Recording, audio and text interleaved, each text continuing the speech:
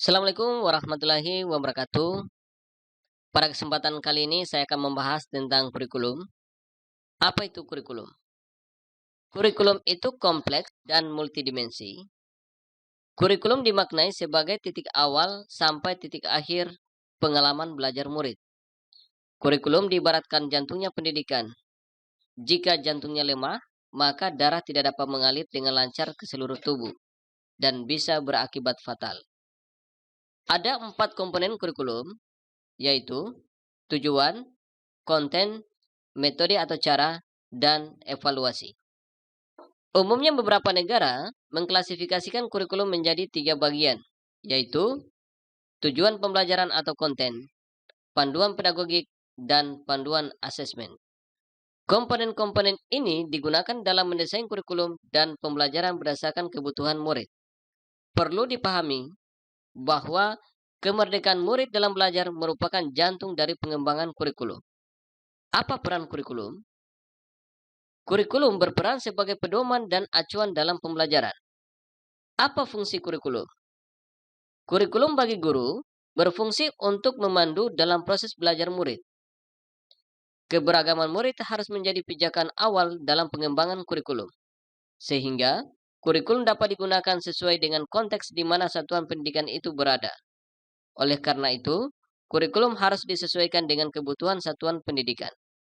Mengapa kurikulum harus berubah? Kurikulum yang baik adalah kurikulum yang sesuai dengan konteks dan zamannya.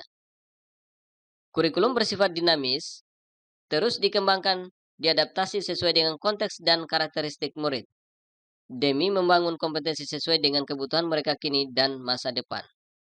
Menurut Ki Hajar Dewantara, pendidikan bermaksud menuntun segala kodrat yang ada pada anak, agar mereka dapat mencapai keselamatan dan kebahagiaan yang setinggi-tingginya, baik sebagai manusia maupun sebagai anggota masyarakat.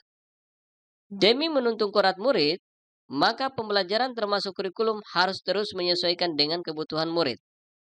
Oleh karena itu, sejatinya kurikulum dirancang untuk murid agar dapat mewujudkan seluruh kompetensi yang diharapkan oleh kurikulum itu sendiri. Karenanya, seluruh pihak, orang tua, sekolah, dan masyarakat harus berkolaborasi untuk mewujudkannya.